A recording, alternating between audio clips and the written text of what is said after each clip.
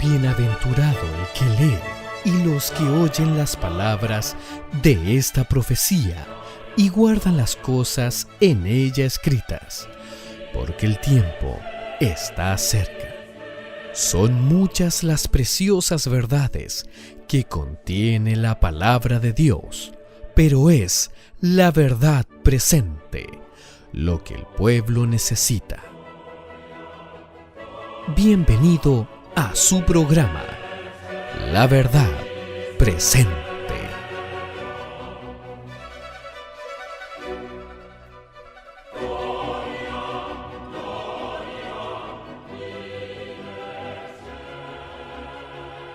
Buenos días, feliz sábado. ¿Cómo se encuentra la iglesia? Vamos a repetir de nuevo. ¿Cómo se encuentra la iglesia?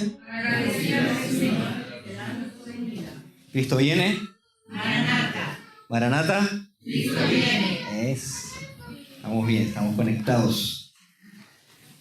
Antes de comenzar, voy a pedirles que podamos hacer una oración para entrar en el estudio de la palabra del Señor.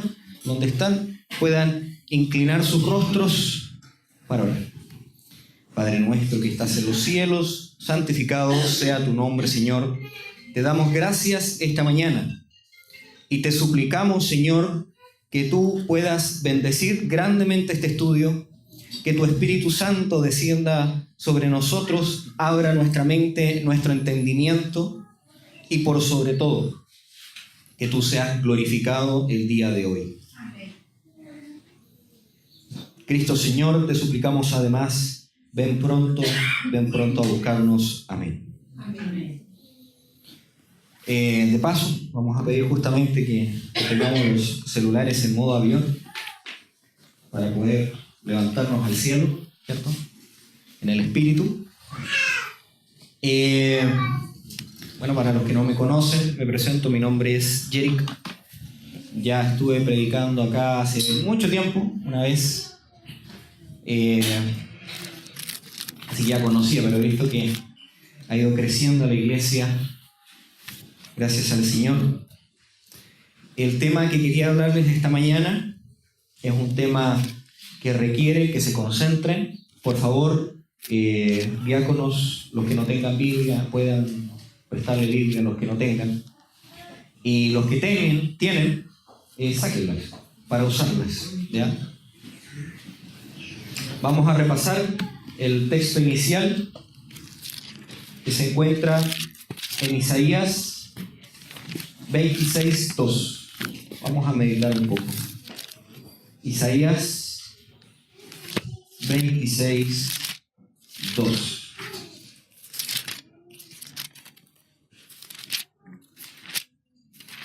Vamos a permitir que la Escritura abra nuestro entendimiento. Dice: abrid las puertas y entrará la nación justa que guarda la verdad. Tú guardarás en completa paz a aquel cuyo pensamiento en ti persevera, porque en ti ha confiado. Entonces, a la Santa Jerusalén, al cielo, las puertas se van a abrir para recibir ¿a quién? ¿Qué dice la Biblia? Vamos a transformar este sermón en un estudio bíblico. A mí me gusta escuchar a la gente, sus opiniones. Así que no tengan reparo en responder cuando hago las consultas. Entonces, ¿quién va a entrar al cielo según este texto? La gente justa. Guardadora de verdades. ¿Ok? Ahora vamos a leer otro texto. Y también les voy a hacer otra pregunta. Este texto lo encontramos en Romanos, capítulo 3, versículos del 10 al 18. Yo les voy a leer y después les voy a hacer la pregunta. Pero como la pregunta es grande, vamos a resumir en levantar la mano. ¿Okay? Los que creen y los que no creen. Dice: como está escrito, no hay justo ni aún uno. No hay quien entienda, no hay quien busque a Dios. todos se desviaron del camino, a una hicieron inútiles, no hay quien haga lo bueno, no hay siquiera uno. Sepulcro abierto es su garganta, con su lengua engañan, veneno de áspides hay debajo de sus labios, cuya boca está llena de maldición y de amargura, sus pies prestos para derramar sangre. Destrucción y miseria hay en sus caminos, y el camino de paz no han conocido. No hay temor de Dios delante de sus ojos. La pregunta es la siguiente, entonces. En el mundo, en los hombres,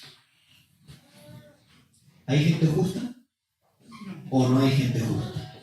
Levanten sus manos los que opinan que hay gente justa. Ahora levanten sus manos los que crean que no hay ni siquiera uno justo en la tierra. No levantan ni ninguno de los dos, a ver. Vamos a verlo. Levanten la mano los que creen que hay personas justas en la tierra. ¿Ok? Ahora levanten la mano los que creen que no hay ni siquiera una persona justa en la tierra. Y hay personas que no levantaron la mano ni para lo uno ni para lo otro, porque están indecisas.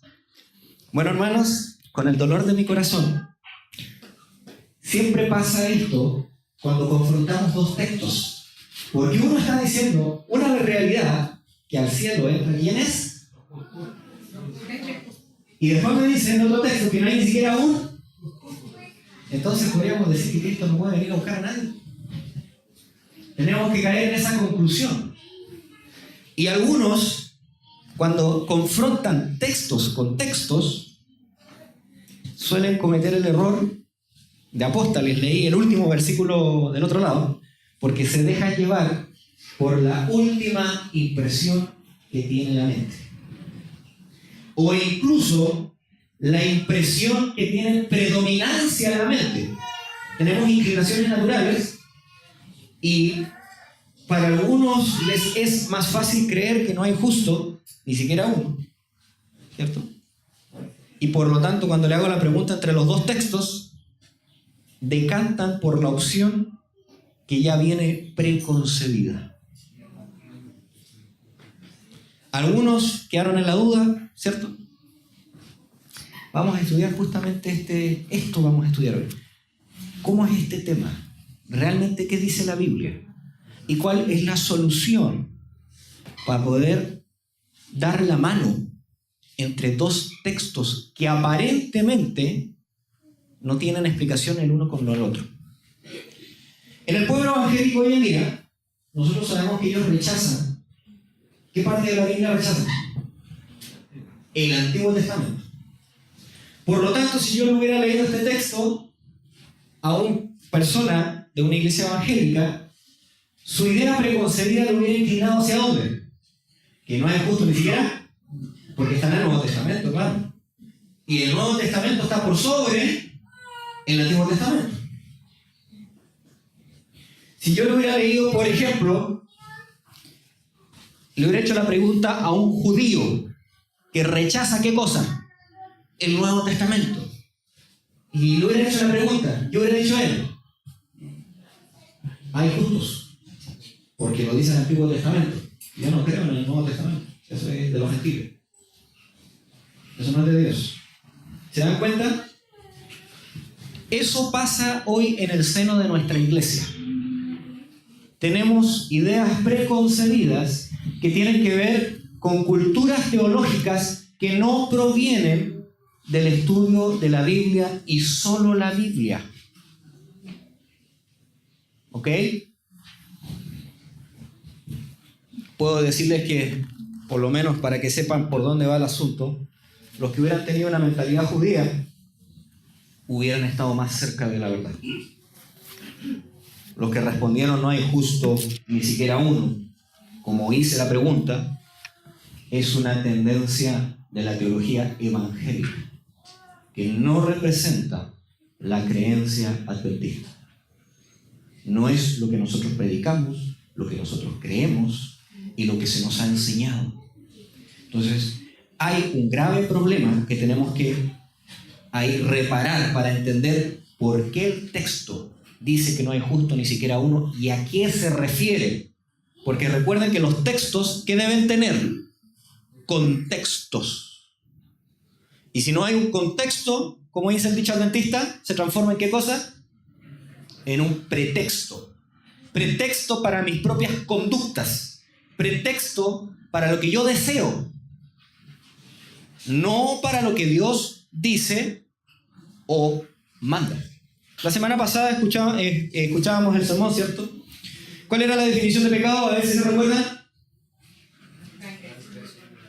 Ok, transgresión de la ley. ¿Pero qué significa eso? Significa que el que peca transgrede la voluntad expresa de Dios. Porque sin ley, dice la Biblia, no hay pecado. Pero viniendo la ley, ¿qué cosa hay? Abundancia de pecados. ¿Ya? Para hacerlo rápido, porque hay mucho lo que hay que compartir, no sé realmente cuánto tiempo tengo. Les voy a citar, dice Lucas 1.5, Job 1.1, Génesis 1.9, Génesis 15.6, Marcos 6.20, Lucas 2.25, Hebreos 11.4. Las vamos a repasar. Lucas 1.5 dice, sobre Zacarías y Elizabeth, ambos eran justos delante de Dios. ¿Cuántos eran, según este texto, eran justos delante de Dios? 2, Zacarías y Elizabeth. Job 1.1 y Job 6.8. Versículos 6 al 8 dice, sobre Job, este era perfecto, recto, temeroso de Dios y apartado del mal. Entonces tenemos que Job era justo, ¿ok? Génesis 6.9 nos dice que Noé, ¿qué cosa era? Hombre justo. Génesis 15.6. Abraham, sobre Abraham dice el Señor, lo reconoció a él como justo. Marcos 6.20. Sobre Juan el Bautista. Dice Herodes, sabía que Juan era un hombre justo y además, ¿qué dice la Biblia? Santo. Lucas 2.25, sobre Simeón, hombre justo y devoto. Y Hebreos 11.4 da testimonio de que Abel dio testimonio con su vida, con su ofrenda, de que era, ¿qué cosa? Justo. Por lo tanto, el peso de la evidencia bíblica indica que hay justos en la tierra. De hecho, podemos ir más allá si nos queda dudas y nos da testimonio de que Elías, de que Moisés y de que Enoc, ¿qué pasó con ellos? ¿A dónde están ellos ahora? ¿Y por qué están en el cielo? Porque eran justos y perfectos delante de Dios. Y como dice el texto de Isaías, las puertas del cielo se abrieron para recibir ¿a quiénes? A los justos. Si ellos no hubieran sido justos y perfectos delante de los ojos de Dios, no hubieran podido entrar en el cielo. Lo que quiero que entiendan, mi hermano, que la justicia de Dios es una. ¿Ok? La justicia de Dios es una, y Dios no es un Dios arbitrario que en algún momento levanta la norma y que en otro momento baja la norma y que en otro momento sube la norma de nuevo. O sea, para que ellos entren, no, vamos a bajar la norma para que Moisés, Enoc y Elías puedan entrar. Y ahora que ya entraron, vamos a subir la norma, así como ponerle un candado a la puerta de un seguro y le quitamos el seguro y le ponemos el seguro. Dios no puede hacer eso, porque Dios no es el único ser que habita el cielo. ¿Quién vive con Dios en este momento? Los santos ángeles, ¿cierto? Los serafines, querubines. ¿Quiénes más entran al cielo? Los mundos no caídos, ¿cierto? El concilio celestial que habla Job. Y por tanto, ¿qué pasaría si Dios arbitrariamente baja la norma, le quita la llave, y después le pone la llave y le quita la llave? ¿Qué sentirían los mundos no caídos sobre eso. ¿No sería injusto Dios? Claro, a la tierra sí le baja la norma, pero nosotros tenemos que ser bien obedientes, ¿no? Dios no es así. Entonces, ¿cómo va a lograr que seres injustos puedan morar en el cielo, donde hay una puerta, así como los detectores de metales? ¿No escucharon ustedes en el aeropuerto el detector de metal? Imagínense que el cielo, las puertas, tienen un detector de justicia, una barrera invisible que inventó Dios, que solamente puede entrar aquellos que son justos. Y todo lo que es injusto no puede entrar, dice la Biblia. Este es un mensaje tan potente. Les leo una cita para que ustedes le tomen el peso. Dice, vamos a ir a Apocalipsis 14:12, distintivo de nuestra iglesia. El leitmotiv de nuestra iglesia. La sustancia de por qué usted está aquí hoy. Apocalipsis 14, versículo 12. Aquí está la paciencia de los santos, los que, ¿qué cosa? Guardan los mandamientos de Dios y tienen, ¿qué cosa? La fe de Jesús. Este texto dice que en el final de los tiempos, Dios tiene un pueblo, y no un pueblo en el cielo, un pueblo en la tierra, que guardan los mandamientos de Dios, que camina en toda la voluntad revelada de Dios, según lo que estudiamos la semana pasada. Y además, ¿qué cosa tiene? La fe de Jesús. Toda la sustancia de nuestra teología es eso, apunta hacia eso. Guarda los mandamientos de Dios y tienen la fe de Jesús. Y la hermana White comenta en Eventos de los Últimos Días, página 203. Esto que acabo de leer es el mensaje del tercer ángel, es la sustancia, el resumen de la del mensaje de los tres ángeles. Lo que nosotros conocemos el mensaje del tercer ángel, que también se repite en Apocalipsis 18, versículo 1. Dice, el mensaje del tercer ángel es justificación por la fe en verdad. Todo lo que acabamos de leer, la advertencia, temer a Dios, darle gloria, ¿cierto? Ha caído a Babilonia.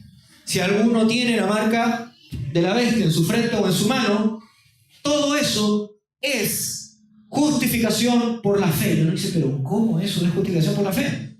Porque en el versículo 12 nos está diciendo quiénes son capaces de enfrentarse a eso. Los que guardan los mandamientos de Dios y tienen la fe de Jesús. ¿Ok? Hijos e hijas de Dios, 266, dice, habrá un solo interés prevaleciente. O sea, en el tiempo del fin tiene que haber un solo interés prevaleciente. ¿Estamos en el tiempo del fin? Parece que no estamos convencidos. ¿Estamos en el tiempo del fin? Sí. ¿Sí o no? Sí. Me gusta la iglesia fervorosa, hay que decir sí, amén. Estamos en el tiempo del fin. Por lo tanto, ¿qué debiera ser nuestro interés? El único interés prevaleciente. Un solo propósito que absorberá a todos los demás. Todo se supedita a esto. Toda la obra de la iglesia debe supeditarse a esto. Todos nuestros planes misioneros, todos nuestros estudios, todo lo que es nuestra esencia de la vida adventista es Cristo, nuestra justicia. ¿Cómo Dios puede volver justo al pecador?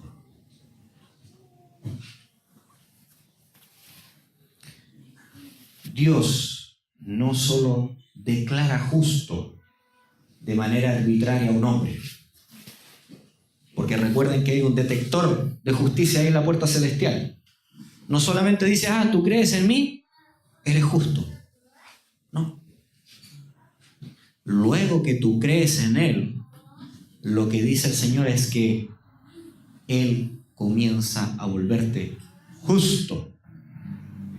Comienza su camino de justicia.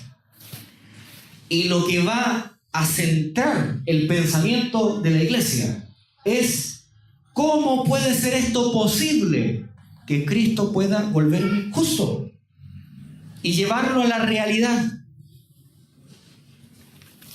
Vamos a ver una confrontación para que entendamos cómo va a ser el tiempo del fin. Nosotros recordamos que en Mateo capítulo 24, cuando Jesús habla del tiempo del fin, ¿cierto? Y al final, luego de hablar de todas las señales y tratar de explicarle a los discípulos cómo va a ser el momento de la persecución, del problema, de la confrontación final entre el bien y el mal, Él empieza a citar ejemplos del pasado. Y cita el ejemplo de Noé, ¿cierto? Dice: y entró Noé en el arca, y vino el diluvio y se lo llevó a todos, dice Mateo 24. Y después dice: hasta que Lot salió de Sodoma y Gomorra, ¿y qué vino? Llovió fuego y azufre y los quemó. Vamos a leer segunda de Pedro. Vamos a segunda de Pedro, capítulo 2, del 7 al 8. Vamos, revisen conmigo. Esto lo dice la Biblia. Miren cómo fue librado Lot. ¿Qué pasó en esa batalla entre el bien y el mal que se produjo en esa ciudad? Que es un ejemplo escatológico. Escatología significa un ejemplo hacia el tiempo final. ¿Ok? Dice: y libró al justo Lot. ¿Y cómo estaba el justo Lot? Abrumado por la nefanda conducta de los malvados. O sea, tenemos dos ejemplos distintos. Justo Lot, que guardaba los mandamientos de Dios, y tenía a los malvados. ¿Y qué hacían los malvados? Una conducta inmoral, impropia. Porque este justo, mire cómo hacía, cómo se veía el contraste. Morando entre ellos, afligía cada día su alma justa, viendo y oyendo los hechos inicuos de ellos. Mientras el justo se arrodillaba y lloraba y le decía: Señor, ¿cómo puedes permitir esto? Señor, por favor, ayuda a este pueblo, Señor. Y oraba y afligía su alma. Estaba impactado. Los impíos, ¿qué hacían? Daban rienda suelta a cualquier cosa que ellos querían hacer. Un pueblo que vivía sin ley, sin temor a Dios. Miren el contraste que pone la Biblia entre los justos y los injustos. También Dios llamó injustos a otras personas. Quisiera ir rápidamente. Lo que voy a leer va a estar en Mateo 23, del 1 al 3. No sé si me da el tiempo. ¿Hasta qué hora tengo tiempo, hermanos? ¿Hasta qué hora hay tiempo? Ok, tengo media hora entonces. Vamos a ponerle el pie. No soy de tiro largo, así que pido paciencia. Entonces vamos a ir a Mateo. Mateo capítulo 23. Versículos del 1 al 33. Usted los puede leer. Yo les voy a nombrar algunas cosas, un listado. Las puede anotar y lo puede estudiar en su casa. En Mateo 23, del 1 al 33, en mi Biblia está rayado toda de rojo. Es una Biblia que raya con rojo las palabras de Jesús. Y son las cosas que Jesús dijo sobre los fariseos. Fue el último sermón, el último tema que tuvo Jesús hacia los fariseos. Jesús siempre evitó la confrontación con los fariseos, porque sabía que ellos estaban cerrados. No querían aceptar que Él era el Cristo. De hecho, habían mandado innumerables veces escribas para ver si pillaban a Jesús en algún error con la Escritura. Y Jesús, vez tras vez, había derrotado sus maquinaciones. Pero ya el espíritu del fariseo estaba llegando a un punto en que no era capaz de resistir. Cuando Jesús había comenzado su obra, le preguntaron: ¿qué tienes tú que decir de ti mismo? ¿Qué señal haces? Y él contestó: bueno, mi señal es esta. Así como Jonás estuvo 3 días en la ballena, el Hijo del Hombre, ¿cierto? También 3 días. Ellos no entendían.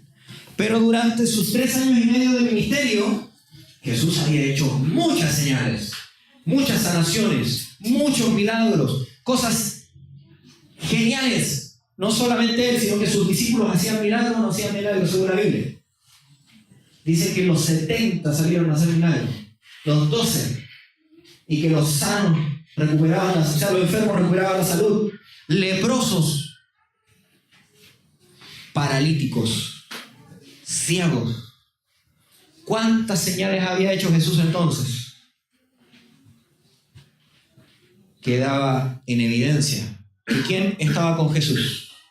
El Padre, Dios. Pero aún así, los fariseos, teniendo todo el peso de la evidencia objetiva, estaban maquinando ya echarle mano a Jesús. Y como Jesús ya sabía que se acercaba su tiempo, él tiene este sermón de advertencia. ¿Ok? Por tiempo no lo voy a leer, léanlo en sus casas. Pero puedo rescatar algunas cosas de ese sermón. Porque él hablaba que la justicia de los fariseos no alcanzaba al cielo. No era realmente una justicia que Dios pudiera apreciar. Algunas de las características que Jesús dio en ese último sermón fue que los fariseos van a la iglesia, son fieles guardadores y buscan la verdad sábado tras sábado en la iglesia o en las sinagogas, decía él. Y estos ponen cargas al resto de los hombres, normas de conducta. Pero esas normas de conducta no se las aplican a sí mismos. Dice que cargan cosas pesadas que ni con un dedo ellos las quieren cargar.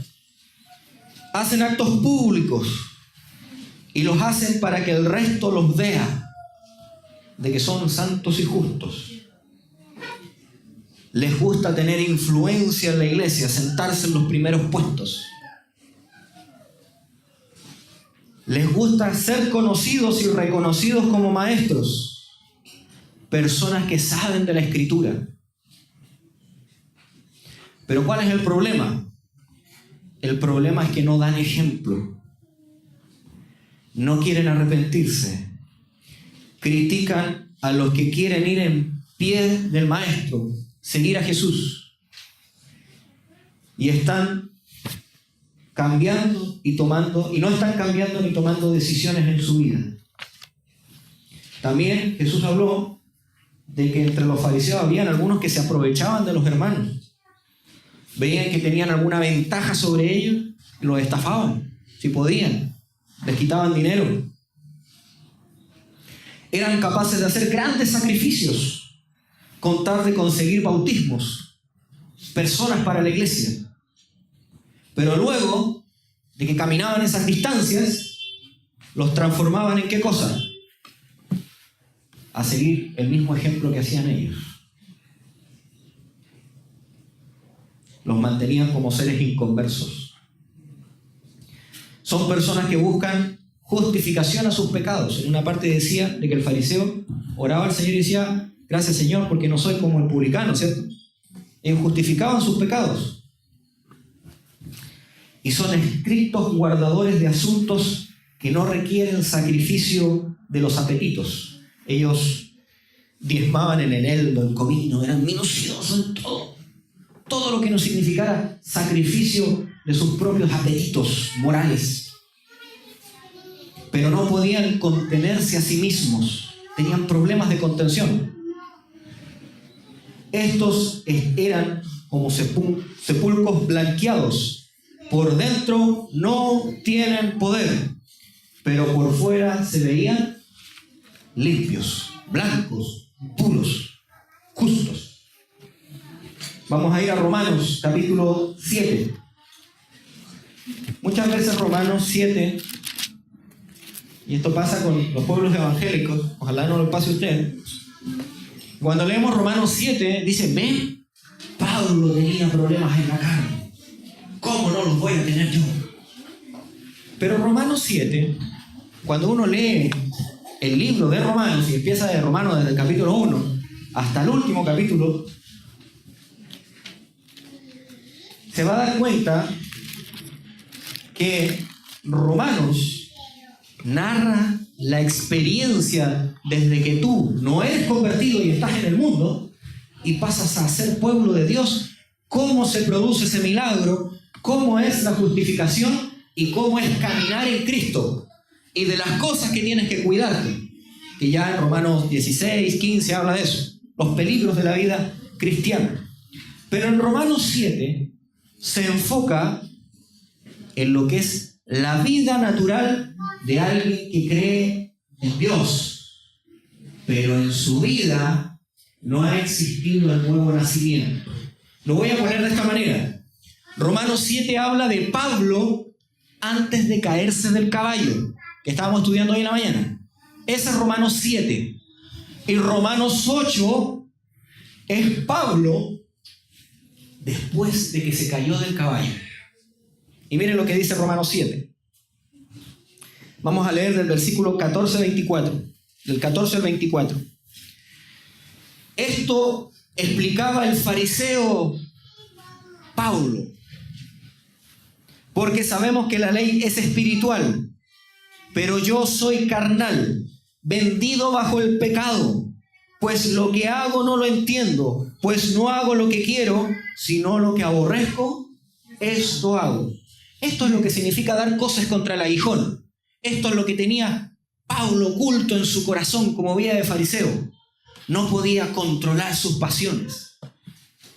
Y dice, y si lo que quiero, lo que no quiero, eso hago, apruebo que la ley es buena. Si mi naturaleza está en oposición a la ley, no significa que la ley sea mala. Significa que ¿quién es el malo? Yo. Porque la ley es santa, justa y buena. ¿Cierto? De manera que no soy yo quien lo hace, sino el pecado que mora en él.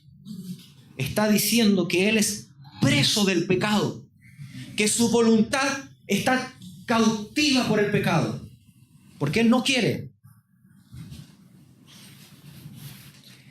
Porque no hago el bien que quiero, sino el mal que no quiero, este hago. Y si hago lo que no quiero, ya no soy quien lo hace, sino el pecado que mora en mí. Hallo pues esta ley, que cuando quiero hacer el bien, el mal está en mí. Porque según el hombre interior, me deleito en la ley de Dios. Mi mente ha reaccionado a la ley de Dios y saber que es buena. Pero ¿qué pasa con ese hombre? Mas veo otra ley en mis miembros, que se rebela contra la ley de mi mente y me lleva cautivo, preso, esclavo, a la ley del pecado que está en mis miembros. ¿Era una condición hermosa esta que vivía Pablo? Y él deja claro, miserable hombre de mí, ¿quién me librará de este cuerpo de muerte? Pablo, antes de caer del caballo, pasaba por esta experiencia. Sufría, tenía justicia externa, pero en el interior, vacío, cautivo, preso. Y cuando vio a Esteban, Esteban era diferente.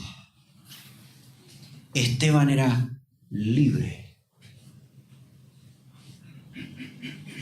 Era tan libre, justo, que Dios dio testimonio y antes de morir, ¿qué pasó con el rostro de Esteban. Se iluminó. Y en la Biblia, ¿de quién se da testimonio que se les ha iluminado el rostro? Moisés. ¿Quién puede contemplar el rostro de el Padre y no perecer? Esto lo vieron los fariseos. Y en vez de caer humillados, despertó una ira satánica. Y mataron al justo Esteban. Pero en el corazón de Pablo había quedado esa imagen. Y la única manera de callar su conciencia era matando a todos los cristianos, porque tenían lo que él no tenía. Eran capaces de, en el lecho de muerte, decir: Señor, no les cuentes este pecado.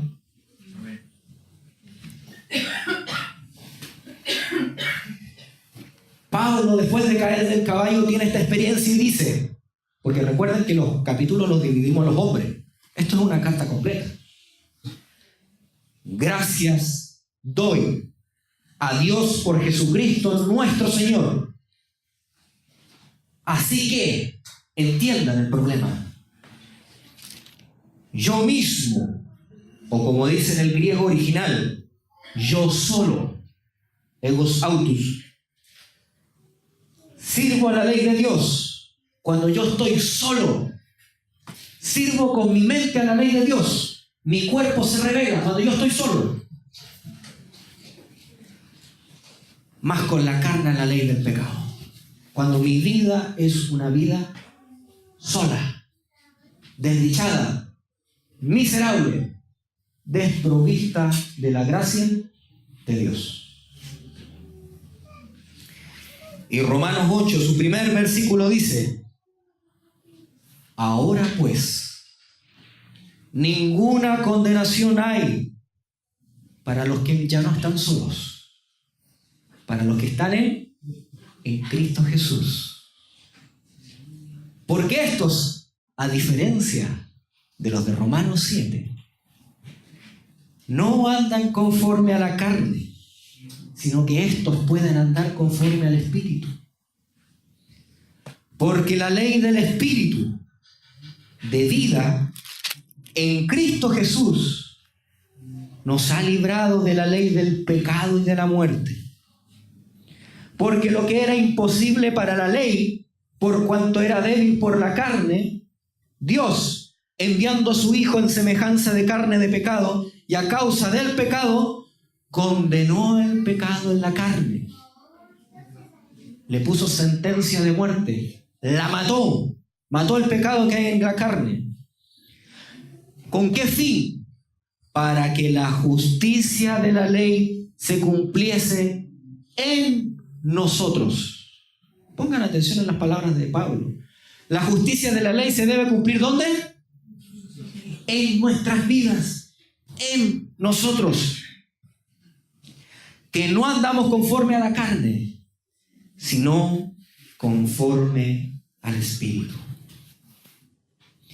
Lo que está diciendo es que el que acepta el don de Dios, su amor, su gracia, su Espíritu Santo, ya no vive más solo, sino que entra el Espíritu Santo y mora en él, cena junto a él. Y ahora es el Espíritu Santo el que libera la voluntad y le permite andar y caminar en el Espíritu. Y el que anda en el Espíritu de Dios obedece, guarda los mandamientos de Dios y tiene la fe de Jesús. El problema últimamente es que la iglesia ha quedado en la experiencia de Romanos 7, sin poder de vencer los pecados. Y lo que necesita para entrar al cielo es una experiencia tal que la justicia de Dios pueda descender a él para entrar al cielo.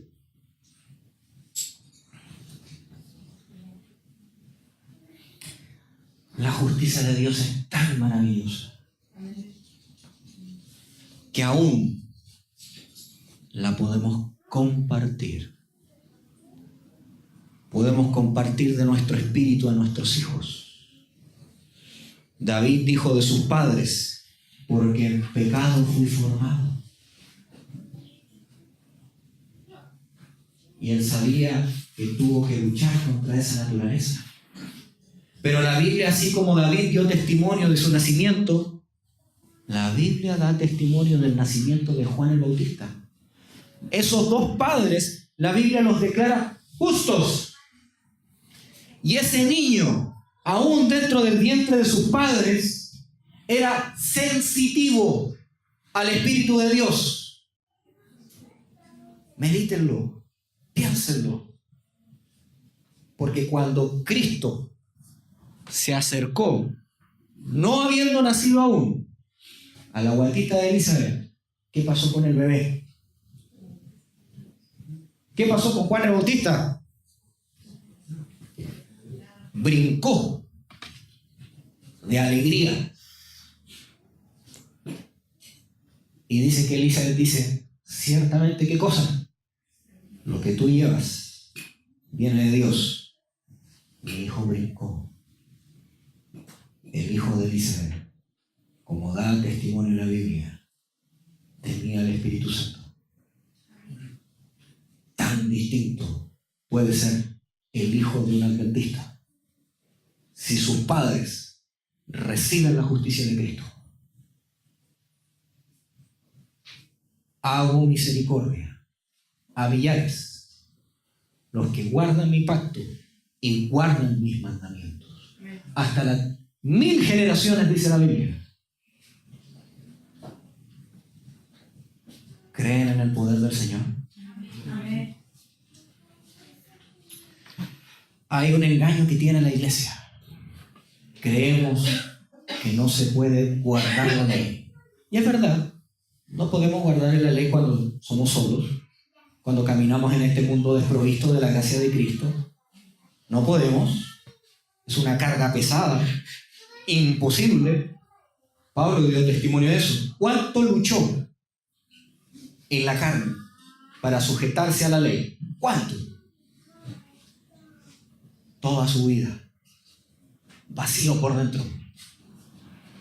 Cristo expuso su alma, quedó desnudo y se dio cuenta que frente a la justicia de Cristo ni sus ojos podían contemplarla. Quedó ciego.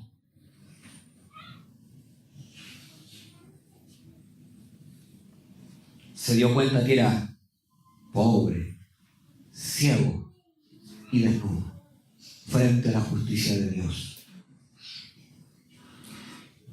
Pero hay muchos adventistas que luchan y se esfuerzan y creen que pueden seguir alcanzando la norma de justicia por sus propios méritos, por la propia obra de la carne.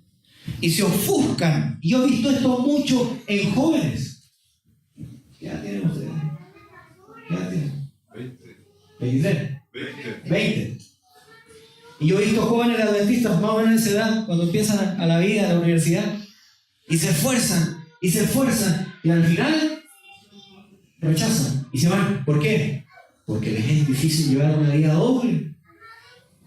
¿Quién puede llevar una vida doble? Nadie. Uno se vuelve loco. El estrés. Y al final, mejor para andar en la iglesia, mejor soy buen mundano. Sigo en esto. Y cuando me arrepiento, vuelvo a la iglesia. Esto lo veo mucho con los jóvenes. ¿Por qué? Porque una vida de dar cosas contra el aguijón es infructífera, es vacía, es golpear al aire, aburre, cansa, decepciona, estresa y finalmente deprime.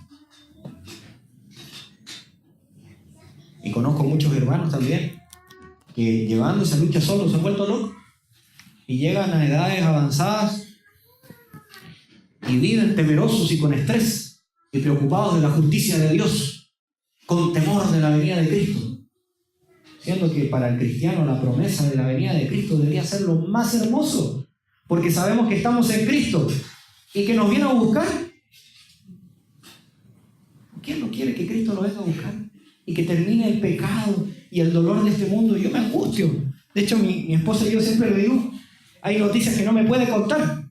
Me pongo a llorar. Porque soy sensible y yo digo, ¿hasta cuándo, Señor? ¿Hasta cuándo? Niños que mueren de hambre. Ahora la marcha ahí, pro aborto. ¿Cuántos niños no matan? Genocidio. Es peor que el campo de concentración judío. ¿Cómo sentirá el dolor el corazón de Dios? Sentir oraciones que no puede contestar aún, porque se está desarrollando un juicio investigador. Porque hay un propósito.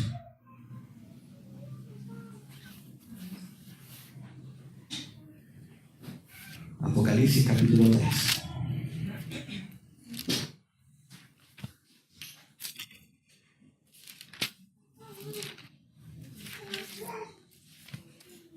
Apocalipsis capítulo 3.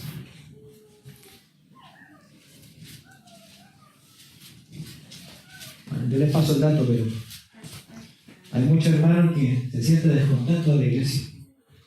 He conocido hermanos que se han ido y después critican a la iglesia. Cuando yo hablo con ellos, me dicen, pero tú sabes estas cosas, tú sabes la condición, ¿por qué sigues ahí? Y yo le digo, porque es el pueblo del Señor. ¿Por qué?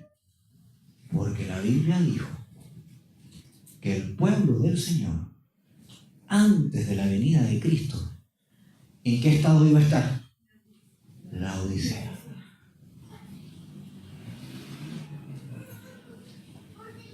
Por eso estoy aquí en la iglesia del Señor. Porque Dios advirtió a su pueblo que no se fuera, que perseverara. Y dio la solución a la iglesia de la Odisea. Porque esta carta no es, o sea, usted se la puede aplicar a usted, pero esta carta de la Odisea es para una iglesia. Porque eso es la escatología adventista. Somos la Odisea. Y estamos intentando despertar de este estado. Y para eso son todas las campañas de reavivamiento y reforma que vienen desde la conferencia general. Porque Cristo viene. Y dice, escribe al ángel de la iglesia de Laodicense, estas cosas dice el amén. Amén es el verdadero. Dice el que trae la verdad. Lo pueden encontrar en Isaías capítulo 65, 16. Versión de Jerusalén, si no me equivoco. Las versiones Reina Valera dice el Señor, el Dios de la verdad. Pero para que entiendan qué significa, estas cosas dice el amén, el Dios verdadero. El testigo fiel, el que no anda con pañitos calientes, no anda sobándole el lomo a la gente, él da testimonio real. Dice la cosa como es. Cristo es el testigo fiel, verdadero, el principio de la creación de Dios, el que hizo este mundo. Yo conozco tus obras, que ni eres ni frío ni caliente.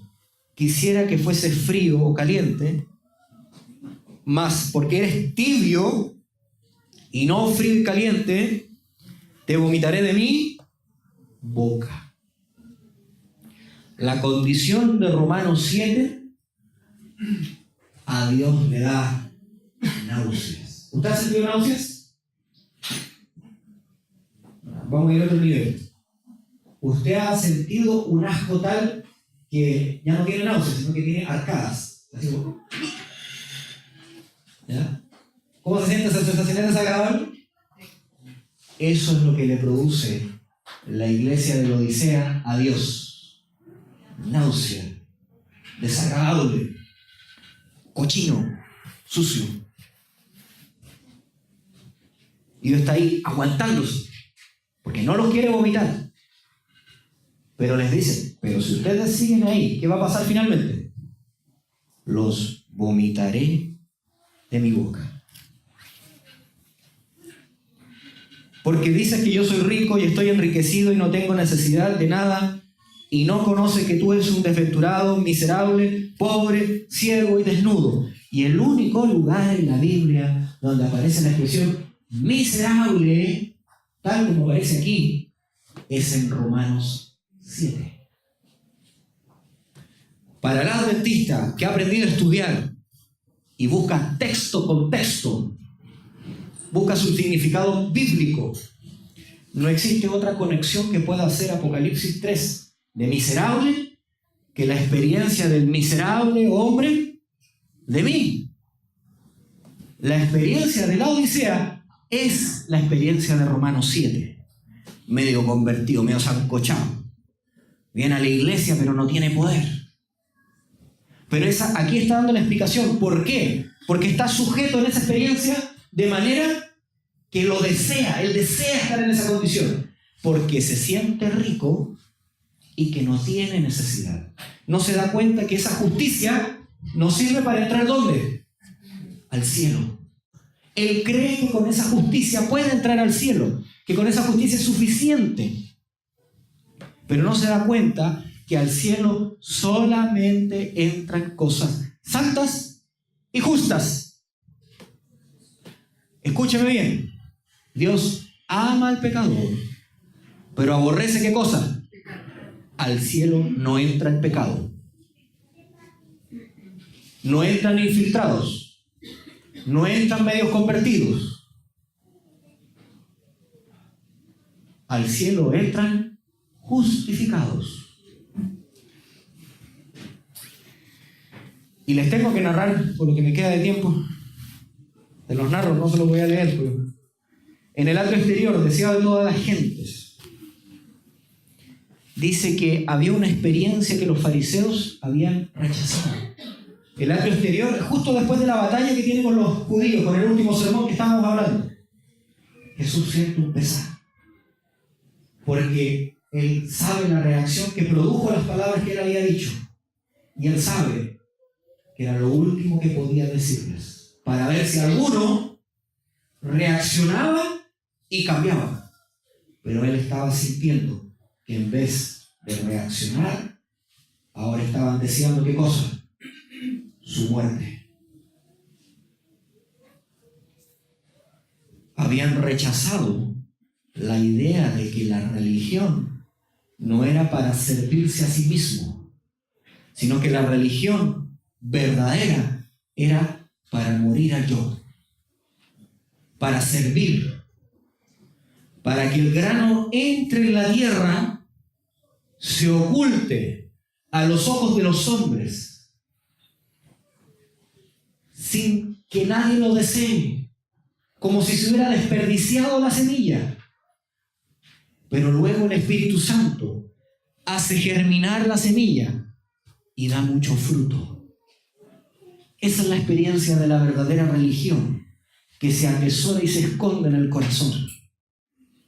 Y los fariseos habían preferido la justicia externa antes que la sencillez de la religión de Cristo, la que era escondida de los hombres. El grano de trigo que conserva su propia vida no puede producir fruto, permanece solo.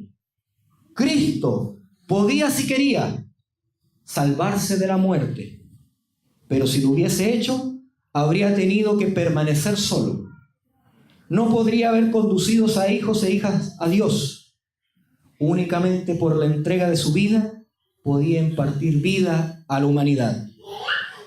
Todos los que quieran producir frutos como colaboradores de Cristo deben caer primero en el suelo y morir. La vida debe ser hecha en el surco de la necesidad del mundo. El amor y el interés propio deben perecer. La ley del sacrificio propio es la ley de la conservación. El labrador conserva su grano arrojándolo lejos. Así sucede en la vida humana. Dar es vivir. La vida será preservada. La vida que será preservada es la que se haya dado libremente en servicio a Dios y a los hombres. Y en esa experiencia terrible donde él, Cristo, había quedado en un pesar. Son esos momentos en la Biblia donde se marca que Cristo no estaba contento ni alegre, sino que entraba un pesar.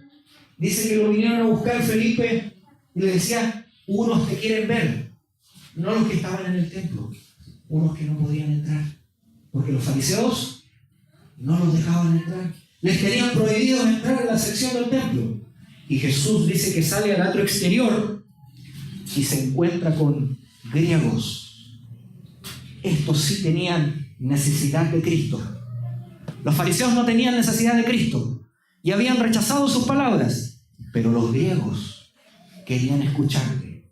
Y dice la Escritura que se abrió el cielo y bajó un rayo de luz e iluminó el rostro de Cristo, y salió una voz que dijo: te glorifico otra vez. Y los griegos dan testimonio de que escucharon este testimonio del cielo y creyeron que era ¿quién? El Hijo de Dios. Mientras los fariseos, porque se sentían ricos que no tenían necesidad, estaban cerrando la puerta de la gracia para ellos, la puerta estaba abierta ¿para quiénes? Para aquellos que tenían hambre y sed de justicia, de una vida distinta. Y se les dio la señal que tanto esperaban. Y dice que afuera estaban los fariseos también. ¿Para dónde se fue Cristo? Y dieron la señal del cielo, la que ellos estaban esperando.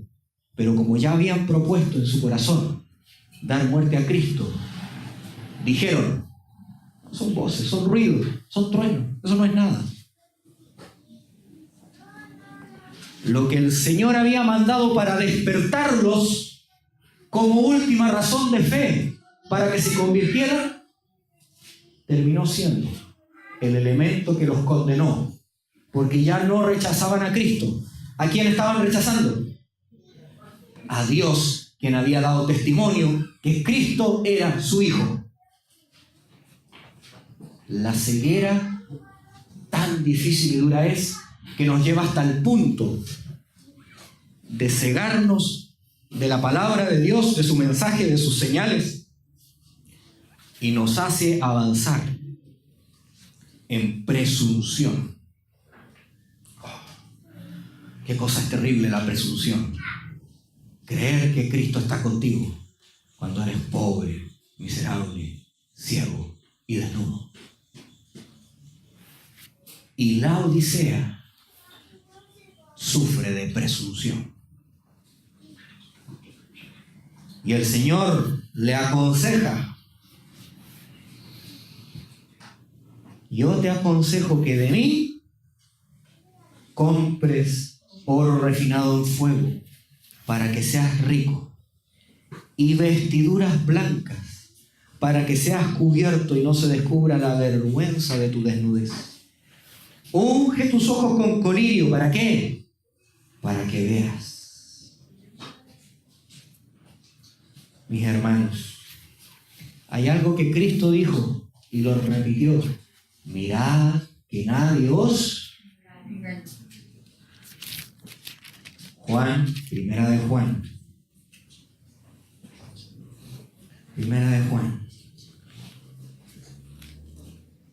capítulo 3.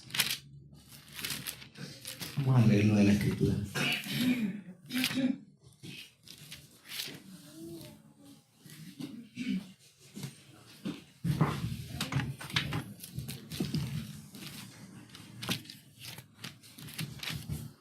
Primera de Juan, capítulo 3, versículo 7. Hijitos, que nadie os engañe. El que hace justicia es justo, como también Él es justo. Y el que hace pecado, ¿de quién es? Es del diablo. Porque el diablo peca desde el principio. Para esto apareció el Hijo de Dios, para deshacer las obras del diablo. ¿Cuál es la obra del diablo? El pecado. Porque Adán y Eva eran santos. No tenían inclinación al mal. Y el diablo los tentó, los engañó, produjo cosas que no estaban en sus corazones de manera natural y cayeron. Y produjo el pecado en este mundo.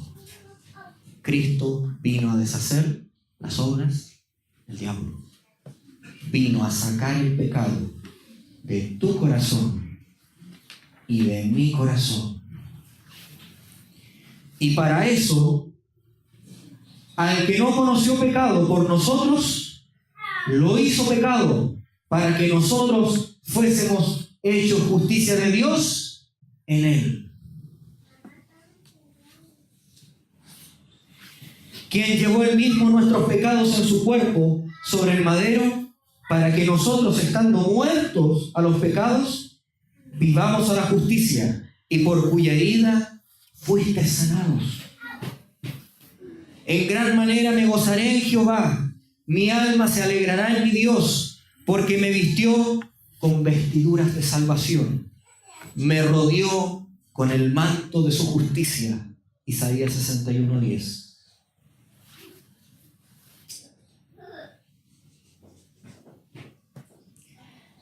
Dice, termino con esta cita, Mensajes Selectos, tomo 1, página 461. Se ha dispuesto gracia abundante para que el alma creyente pueda ser preservada del pecado, pues todo el cielo, con sus recursos ilimitados, ha sido colocado a nuestra disposición. Hemos de extraer del pozo de la salvación. Cristo es el fin de la ley para justicia a todo aquel que en él cree. Somos pecadores por nosotros mismos, pero somos justos en Cristo Jesús, habiéndonos hecho justos por medio de la justicia imputada de Cristo. Dios nos declara justos y nos trata como justos. Nos contempla como a sus hijos amados. Cristo obra en contra del poder del pecado, y donde abundó el pecado, sobreabundó la gracia. Justificados pues por la fe, tenemos paz para con Dios por medio de nuestro Señor Jesucristo, por quien también tenemos entrada por la fe a esta gracia en la cual estamos firmes y nos gloriamos en la esperanza de la gloria de Dios. El Señor ha empeñado su palabra, hizo juramento eterno sobre su trono, oh Dios, para que la iglesia final venza el pecado. Porque Él necesita un grupo de testigos en el cielo. Necesita un pueblo que esté en la tierra, que sea como Lot, que cuando el mundo, con su obscenidad, inmoralidad, injusticia y destrucción se levante, ellos sean fieles testimonios, fieles testigos de que se puede dejar de pecar y que el pecado es una decisión del corazón inconverso que no quiere ir a Cristo a recibir el perdón.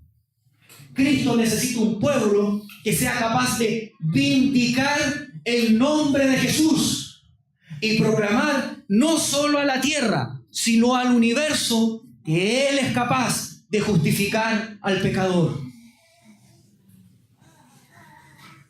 Tiene el poder de recrear un alma. ¿O acaso ustedes no leyeron que fue capaz de transformar el agua en vino? ¿Acaso ustedes no leyeron que hizo flotar el hierro en un río? El poder de Dios es capaz de cambiar los átomos, su densidad molecular, destruirlos y volver a armarlos. ¿Cómo no será capaz de transformar el alma de un pecador que a Él acude?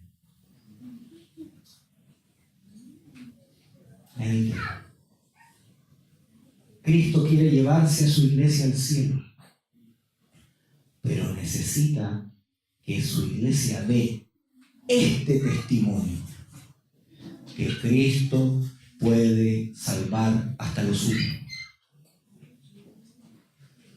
Que mientras mayor es el pecado, tanto mayor es el amor, el poder y la gracia de Dios. Para que no quede nadie que pueda decir: Cristo no me intentó salvar. Para que no quede nadie que diga que Él no es justo, sino que en el último día la Biblia da testimonio que toda rodilla se doblará. Y dice que son los salvos y los perdidos. Dice, toda rodilla se doblará. ¿Y qué va a decir? Justos y verdaderos son tus caminos, Rey de los santos. Mi hermano, ¿quiere usted tener a disposición suya el poder de dejar de pecar? Crea en Cristo Jesús. Agárrese de Él.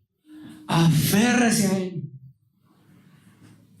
Y usted no estará más solo y dejará de pecar. No porque usted tenga el poder, sino porque su vida estará tan llena del amor de Cristo. Y la Escritura dice que el cumplimiento de la ley es el amor. Porque aquel que ama, que se sacrifica, que se entrega, ya no tiene tiempo para pecar. No quiere pecar porque le deja de llamar la atención, porque solamente vive lo que vive en la carne, como dice Pablo, para cumplir la misión de aquel que se entregó por nosotros. Este es mi llamado, jóvenes. El mundo no tiene nada que ofrecerle a ustedes. Esto se termina. Tú escoges. ¿Quieres ser mensajero de Dios? ¿O quieres estar en el mundo como un mensajero del mundo? Que el Señor bendiga, prospera su iglesia, porque ha prometido que van a haber 144,000 proféticos que van a recibir su espíritu y darán testimonio en este mundo, para que este mundo tenga la plenitud del conocimiento de Dios, su iglesia adventista. Que el Señor les guarde, les bendiga en este sábado.